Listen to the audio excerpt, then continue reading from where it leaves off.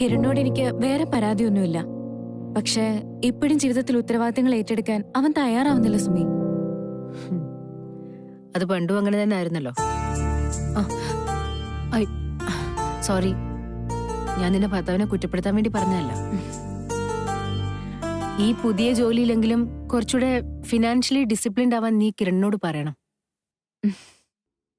അല്ല, കിരൺ ഏത് കമ്പനിയിലാണ് ജോയിൻ ചെയ്തത്? ഗിരിധർ നമ്പ്യാറിന്റെ കമ്പനിയില് നിങ്ങൾക്ക് ജോലി കിട്ടിയെന്ന് സുമിത അറിഞ്ഞ അവൾ എങ്ങനെ പ്രതികരിക്കുമെന്ന് എനിക്കറിയില്ല. നീയായിട്ടിത് അവളെ അറിയിച്ച് സ്വന്തം ഭർത്താവിന്റെ പണി കളയാതിരുന്നാൽ മാത്രം മതി. എന്താടി, അതുപോലും നിന്നോട് പറഞ്ഞിട്ടില്ലേ? എനിക്കറിയില്ല, ഏതോ പുതിയ കമ്പനിയാന്നാ തോന്നുന്നേ. എന്തായാലും നന്നായി, നിന്റെ സ്ട്രഗിളെങ്കിലും കുറച്ച് കുറയുമല്ലോ. ശരി, എന്നാ ഞാൻ വീട്ടിലോട്ട് ചെല്ലട്ടെ. നീ എപ്പോഴാ തിരിച്ചു പോകുന്നേ? മിക്കവാറും ഊണ് കഴിച്ചിട്ട് ഇറങ്ങൂടി. ശരി, എന്നാ പോട്ടെ.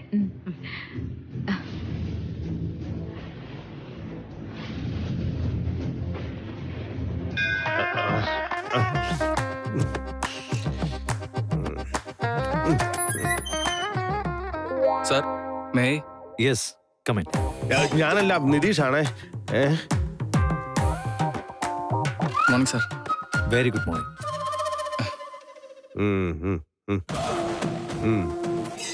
Thank you sir.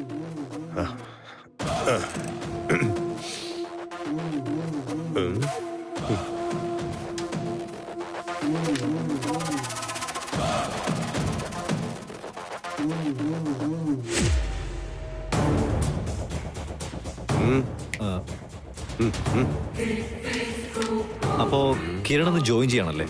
അതെ sir.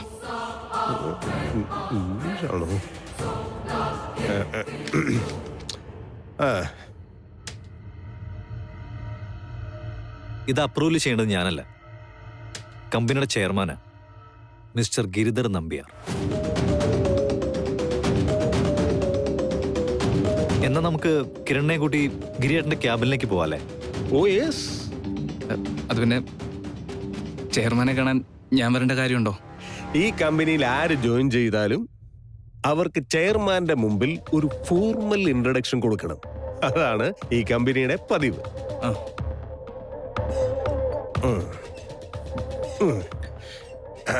Let's go. Come on boy. Okay, അപ്പൊ ശരി, ബൈ.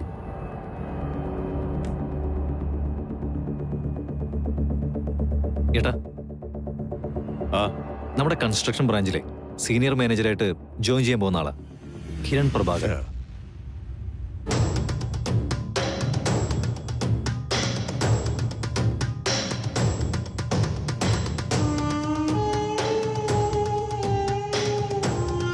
നമ്മളിടയ്ക്ക് ഇതിനു മുമ്പ് എവിടെയോ കണ്ടിട്ടുണ്ടോ? ഞാൻ സുമിതയുടെ ഫ്രണ്ടാണ്, പേര് കിരൺ. കിരൺ, നിങ്ങൾ തമ്മിൽ പരിചയപ്പെട്ടിട്ടില്ലല്ലോ. ഇതെന്റെ വുഡ് ബിയാ, മിസ്റ്റർ ഗിരിധർ. അല്ല, അത് ഞാന് സാറിന്റെ. അത് പിന്നെ പറയാനുണ്ടോ? വെളിച്ചപ്പാടിനെ എല്ലാവർക്കും അറിയില്ലേ അല്ലേ? അതൊരു പഴഞ്ചൊല്ല് പറഞ്ഞെന്നേ ഉള്ളൂ. അല്ല, വൈകുന്നേരത്തെ ചടങ്ങിന്റെ കാര്യമൊക്കെ എന്താ ഏട്ടാ? അതിന്റെ കാര്യങ്ങളെല്ലാം ഞാൻ ആകാശിനെ ഏൽപ്പിച്ചിരിക്കുക. എന്നാ സാർ, ഞാൻ അങ്ങോട്ട്. Yes yes, all the best mister Kiran. Thank you. Okay, all the best. ഏട്ടാ, ഇന്നത്തെ വൈകിട്ടത്തെ ചടങ്ങിലെ സ്റ്റാഫുകൾക്കെല്ലാം ആനുവൽ ബോണസ് കൊടുക്കുന്നത് ഒരു സ്പെഷ്യൽ ചീഫ് ഗസ്റ്റ് ആയിരിക്കണം. ചീഫ് ഗസ്റ്റോ? അതെ, നമ്മുടെ സ്വന്തം കുടുംബത്തിലെ ഒരു ചീഫ് ഗസ്റ്റ്. ആര്? സുമിതയുടെ. അല്ലാതെ ആരാ? വൈകിട്ടത്തെ ചടങ്ങിലേക്ക് ഏട്ടത്തെ ക്ഷണിക്കണം. ഏയ്, എന്തിന്? അതൊന്നും ശരിയാവില്ല. അതെ, ശരിയാവൂ. കമ്പനിയിലെ തൊഴിലാളികൾക്ക് ബോണസ് കൊടുക്കുന്നത് നമ്മുടെ കുടുംബത്തിലെ മഹാലക്ഷ്മി അല്ലാതെ പിന്നെ ആരാ മോനെ? ഇത് ഞാൻ പറഞ്ഞതല്ല, നിന്റെ അമ്മ പറഞ്ഞതാ. അതെ, അങ്ങനെ ഒരു ആഗ്രഹം അമ്മ എന്നോട് രാവിലെ പറഞ്ഞോളൂ. അച്ഛമ്മയ്ക്ക് സന്തോഷാവും.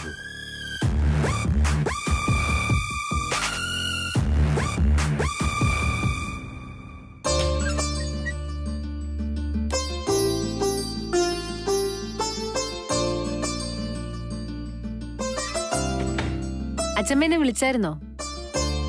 ആ വാ മോളെ വാ. വാ ഇരിക്ക്. അച്ഛമ്മ ഒരു കൂട്ട കാട്ടിത്തരാം.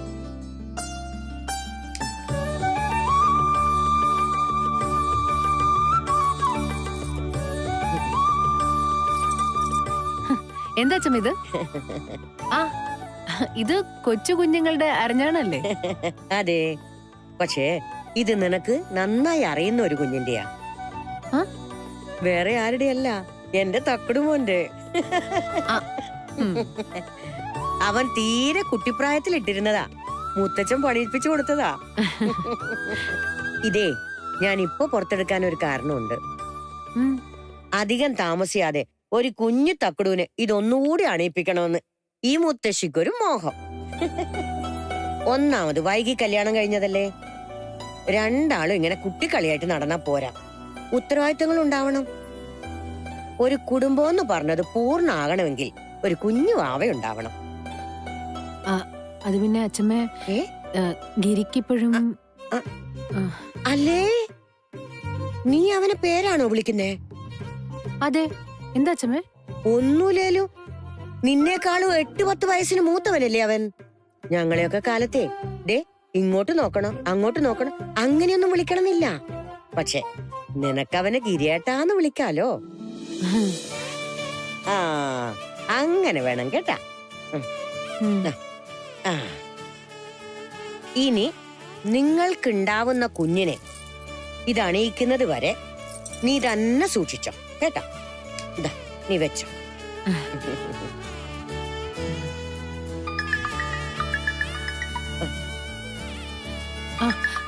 ആരാ വീട്ടിന്നാ? അല്ല അല്ല അച്ഛമ്മ, ഇത് ഗിരിയേട്ടൻ.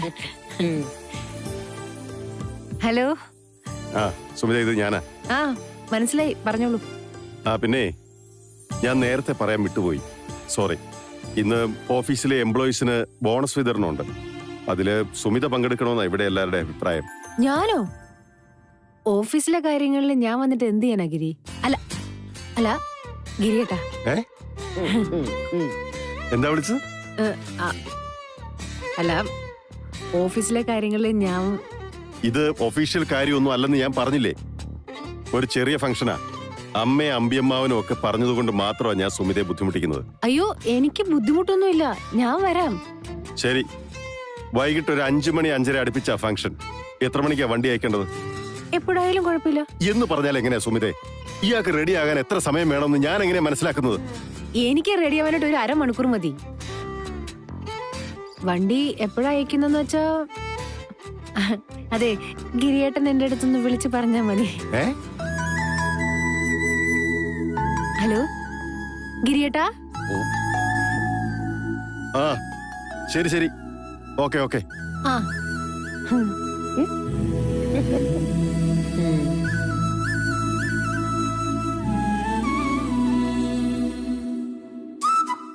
All set. മെയിൻ ഹാളില് നമ്മുടെ ആനുവൽ ബോണസ് ഡിസ്ട്രിബ്യൂട്ട് ചെയ്യാനുള്ള എല്ലാ അറേഞ്ച്മെന്റ്സും റെഡിയാണ്. എന്താ ആകെ ടെൻഷനാണല്ലോ, എന്തുപറ്റി? എന്തേ സുമിത വരില്ലാന്ന് പറഞ്ഞോ? ഏയ് അങ്ങനെ വല്ലതും പറഞ്ഞിരുന്നെങ്കിൽ ഇതിനേക്കാളൊക്കെ എത്രയോ ഭേദമായിരുന്നു. നീ കാര്യം തെളിച്ചു പറയുന്നുണ്ടോ? എന്താ പ്രശ്നം? അവൾ എന്താ പറഞ്ഞത്? എടാ, പ്രശ്നം ഇപ്പോഴത്തേതോ ഇന്നത്തെയോ ഒന്നും അല്ല. കുറച്ച് നാളായിട്ട് ഞാൻ ശ്രദ്ധിക്കുന്നതാ. സുമിതയ്ക്ക് എന്തോ ഒരു പ്രശ്നമുണ്ട്. എന്ത് പ്രശ്നം? ഗിരി ചോദിച്ചില്ലേ? അങ്ങനത്തെ പ്രശ്നമൊന്നുമല്ല. പെരുമാറ്റത്തിൽ എന്തോ ഒരു സ്പെല്ലിംഗ് മിസ്റ്റേക്ക് പോലെ. ഈയിടെയാട്ടെ അവൾക്ക് വല്ലാത്തൊരു മാറ്റമുണ്ട്. എനിക്ക് വല്ലാത്തൊരു മാനസിക പ്രശ്നം അവൾക്കുണ്ടോന്ന് എനിക്കൊരു സംശയമുണ്ട്. കല്യാണം കഴിഞ്ഞ് പുതിയ ജീവിത സാഹചര്യത്തിലേക്ക് മാറുമ്പോ ചില സ്ത്രീകൾക്ക് ഇങ്ങനെ ഒരു ഡിപ്രഷനൊക്കെ ഉണ്ടാവാറുണ്ടെന്ന് ഞാൻ കേട്ടിട്ടുണ്ട്. അതങ്ങനെയാണെങ്കിൽ തന്നെ ചെറിയൊരു കൗൺസിലിംഗ് കൊണ്ട് മാറാവുന്ന കാര്യമുള്ളൂ. അതെ, നീ അത് വലിയ വിഷയം ആക്കണ്ട. ഇതങ്ങനെ ഡിപ്രഷൻ ഒന്നും അല്ലടാ. പിന്നെ സുമിതയ്ക്ക് മാറ്റമുണ്ടെന്ന് നിനക്കൊന്ന കാര്യം എന്താ? അത് പറ. അവളെ എന്നോട് വേറൊരാളെ പോലെ സംസാരിക്കുന്നതും പെരുമാറുന്നത്. പഴയ സുമിതയല്ല. എന്ന് പറഞ്ഞാ? അവളെ രാവിലെ എഴുന്നേറ്റ് എനിക്ക് ഇഷ്ടമുള്ളതൊക്കെ ഉണ്ടാക്കി തരുന്നു. ഫോൺ ചെയ്യുമ്പോൾ വളരെ ബഹുമാനത്തോടെ സംസാരിക്കുന്നു. ദേ ഇന്ന് തന്നെ അല്പം മുമ്പ് ഞാൻ ആകെ കൈവിട്ടു പോയൊരു സംഭവം ഉണ്ടായി. എന്ത് സംഭവം? പരിചയപ്പെട്ട നാള് മുതല് ഇന്ന് വരെ എന്നെ ഗിരിന്ന് വിളിച്ചോണ്ടിരുന്ന ആള് ഇന്ന് എന്നെ കയറി ഗിരിയേട്ടാന്ന് വിളിച്ചു.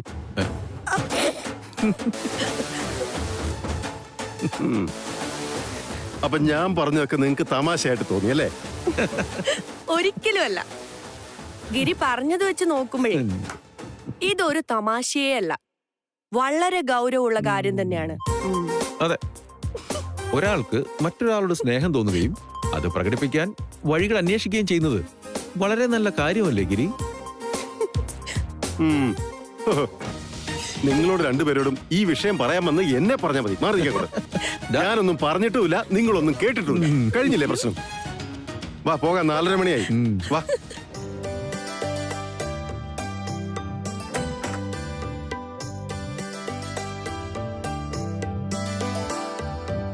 മോൾ അവിടെ നിക്ക്.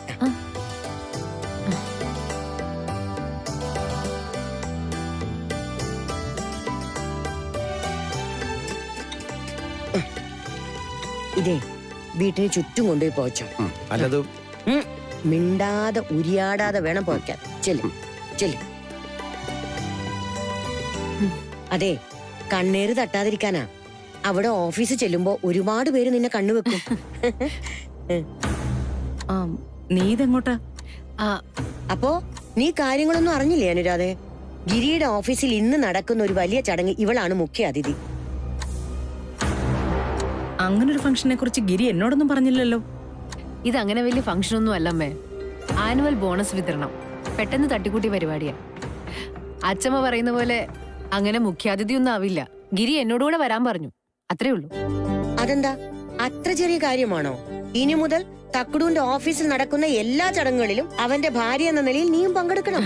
ആ ഗിരി വിളിച്ചാ ഞാൻ പോവും. അതൊക്കെ എനിക്ക് ഒരുപാട് സന്തോഷമുള്ള കാര്യം അച്ഛമ്മ. ഗിരി വിളിച്ചാലും ഇല്ലെങ്കിൽ അത് നിനക്ക് അവകാശപ്പെട്ടതാണ്. കാരണം നീയാണ് ഈ വീട്ടിന്റെ ഗൃഹനാഥ. രാജാവിന്റെ പത്നിയെ പട്ടമഹിഷി എന്നാണ് പറയാറുള്ളത്. ആ കമ്പനിയിലെ രാജാവാണ് ഗിരി. അപ്പോ അവിടുത്തെ പട്ടമഹിഷി നീയാണ്. അയ്യോ, സംസാരിച്ചു നിന്ന് നേരം പോയത് അറിഞ്ഞില്ല. ഞാൻ ഇറങ്ങട്ടെ അച്ഛനെ. ചെല്ല്. അമ്മേ, പോയിട്ട് വരാം. ദാമോദരാ, ഡ്രൈവറോട് വണ്ടി ഇറക്കാൻ പറ. സുമിത മോൾക്ക് പോവാൻ നേരായി. ശരി മോള് ചെല്ല്.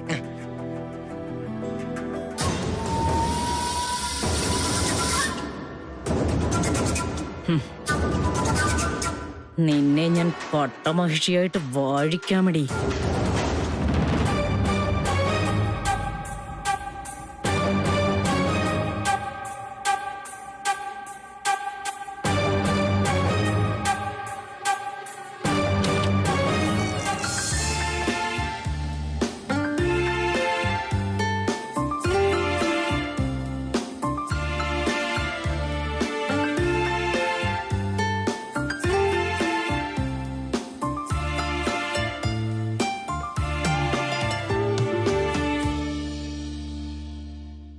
പ്രിയപ്പെട്ടവരെ, SS group of companies annual bonus വിതരണ ചടങ്ങാണ് ഇന്നിവിടെ നടക്കാൻ പോകുന്നത്. ഈ ചടങ്ങിൽ പങ്കെടുക്കാനായി നമ്മുടെ കമ്പനി ചെയർമാനും മാനേജിംഗ് ഡയറക്ടറുമായ ശ്രീ ഗിരിധർ നമ്പ്യാർ ഇവിടെ എത്തിച്ചേർന്നിട്ടുണ്ട്. അദ്ദേഹത്തെ ഞാൻ സ്വാഗതം ചെയ്യുന്നു.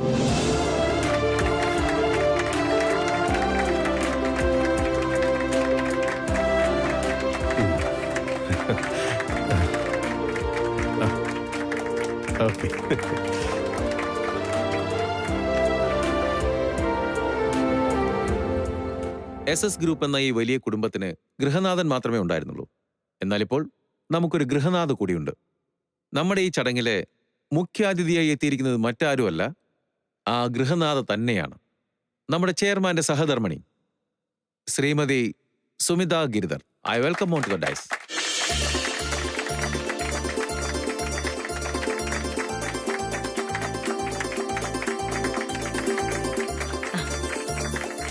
Thank you. ഈ സന്ദർഭത്തിൽ നിങ്ങളോട് രണ്ടു വാക്ക് സംസാരിക്കാനായി ശ്രീമതി സുമിത ഗിരിധർ നമ്പ്യാരെ ക്ഷണിക്കുന്നു.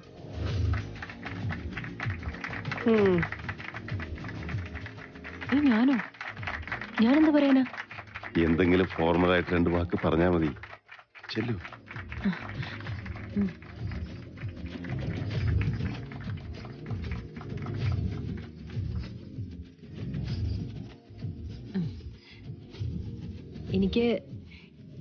എനിക്കങ്ങനെ പ്രസംഗിച്ച് പരിചയമൊന്നുമില്ല. ബൈ പ്രൊഫഷൻ ഞാൻ ഒരു അധ്യാപികയാണ്. ആകെ ഇതുപോലെ നിന്ന് സംസാരിച്ചിട്ടുള്ളത് പഠിപ്പിച്ചിട്ടുള്ള കുട്ടികളുടെ അടുത്താണ്. ഇതുപോലൊരു കമ്പനി മീറ്റിംഗിൽ ഞാൻ ആദ്യമായിട്ടാണ് പങ്കെടുക്കുന്നത് തന്നെ. നമ്മുടെ കമ്പനിയുടെ ചെയർമാൻ ഗിരിയേട്ടന്റെ കൂടെ സന്തത സഹചാരിയായിട്ട് ജീവിക്കുന്ന ഒരാളാണ് ഞാൻ. അതുകൊണ്ട് തന്നെ കമ്പനി കാര്യങ്ങളൊന്നും ഞാൻ ഇടപെടാറുമില്ല. കമ്പനി എന്ന് പറഞ്ഞാൽ ഗിരിയേട്ടന്റെ ജീവനാണ്. അച്ഛമ്മ എപ്പോഴും പറയാറുണ്ട്, ഗിരിയേട്ടൻ ഒറ്റൊരാളുടെ പരിശ്രമം കൊണ്ടാണ് ഈ കമ്പനി ഇത്രയധികം ഉയരങ്ങൾ കീഴടക്കിയതെന്ന്. ഈ കമ്പനിയുടെ ഉയർച്ചയ്ക്കായിട്ട് അഹോരാത്രം പണിയെടുക്കുന്ന നിങ്ങളെയും കമ്പനി ചെയർമാനായ ഗിരിയേട്ടനെയും ഒരിക്കൽ കൂടി അഭിനന്ദിച്ചുകൊണ്ട് നിർത്തുന്നു. നന്ദി, നമസ്കാരം.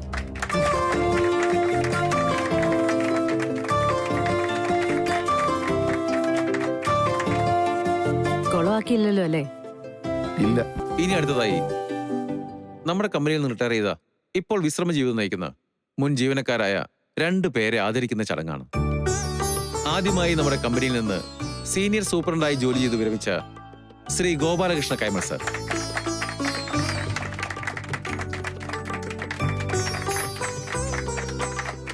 അതെ, റിട്ടയർ ചെയ്ത് ഒരുപാട് വർഷം ആയവരെയും നമ്മളിവിടെ ആദരിക്കുന്നുണ്ടോ? അവർ ഈ കുടുംബത്തിലെ അംഗങ്ങളായിരുന്നല്ലോ. പ്രായപരിധി കഴിഞ്ഞ് റിട്ടയർ ആയെന്ന് വെച്ച് കുടുംബത്തിൽ നിന്ന് അവരെ പുറത്താക്കാനാവില്ലല്ലോ.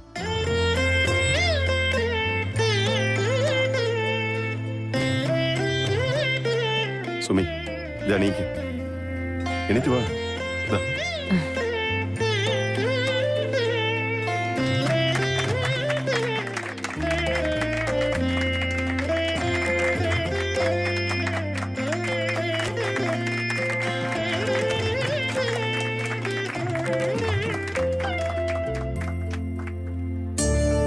അടുത്തതായി ആദരിക്കുന്നത് നമ്മുടെ കമ്പനിയുടെ സെക്യൂരിറ്റി സ്റ്റാഫിൽ നിന്നും റിട്ടയർ ചെയ്ത ശ്രീ മൈക്കിൾ ചേട്ടനെയാണ്.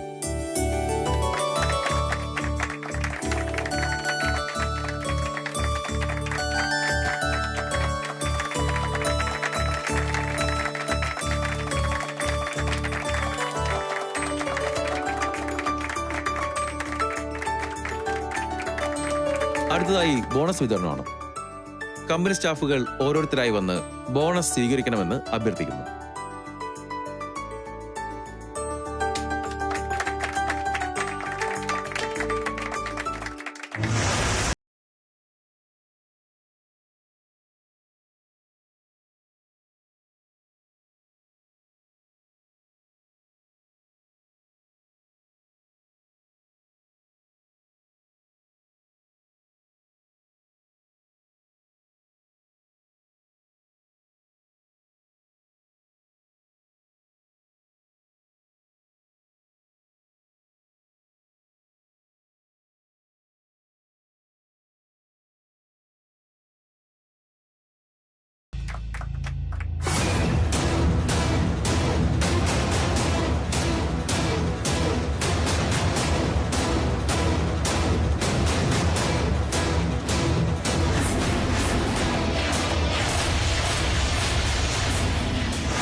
ഞാൻ ഇനിയും നിന്നെ കാണും, സംസാരിക്കും.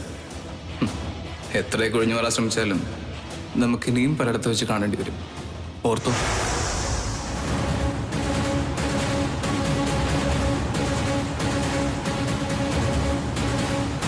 ഇത് നമ്മുടെ പുതിയ സ്റ്റാഫാണ്, Kiran, senior manager in construction department.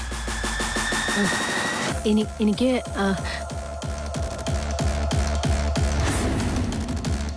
Sumi, കൊടുക്ക.